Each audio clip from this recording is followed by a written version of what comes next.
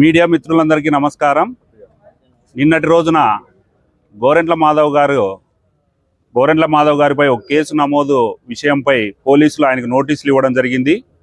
ఆ నోటీసులకు సంబంధించి ఆయన వివరణిస్తూ రాష్ట్రంలో ఉన్న రాష్ట్ర ముఖ్యమంత్రి వర్యులు శ్రీ నారా చంద్రబాబు నాయుడు గారిని, అలాగే ఉప ముఖ్యమంత్రి అయిన శ్రీ పవన్ కళ్యాణ్ గారిని ఉద్దేశిస్తూ ఈ రాష్ట్రంలో అక్రమ కేసులు పెడుతున్నారు, అందుకు రానున్న రోజుల్లో తప్పకోకుండా అంతర్యుద్ధం మొదలవుతుంది అని సాక్షాత్తు మీడియా ముందు చెప్పడం జరిగింది.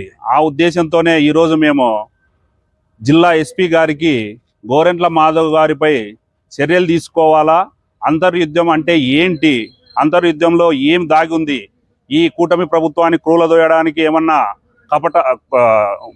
కూలదోయడానికి ఏమన్నా కుట్రలు పన్నుతున్నారనే విషయం మాకు అర్థమవుతుంది. తప్పకోకుండా ఈ గోరెంట్ల మాధవ్ గారిని తక్షణం అరెస్టు చేసి ఆ కుట్రపూరితాన్ని బయటికి తీయాలని కూడా ఎస్పీ గారిని కోరడం జరిగింది.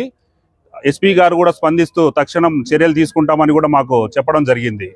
ఈయన సిఐగా ఉన్నప్పటి నుంచి మనం గమనిస్తున్నాం, ఎప్పుడు చూసినా అతని చేతివాటం అయితేనేమి, అతని నోటికి అద్దు ఆచారం లేకుండా పోతుంది, ఏమైనా మాట్లాడుతున్నారు. నిన్నటి కేసు విషయం మాట్లాడుకోకుండా ఆయన ఒక అత్యాచారానికి గురైన మహిళలను పేర్లను బహిరంగంగా మాట్లాడినందుకు స్వయాన మహిళా కమిషన్ చైర్పర్సన్ మాజీ మహిళా కమిషన్ చైర్పర్సన్ వాసిరెడ్డి పద్మ గారు కేసు పెట్టడం జరిగింది.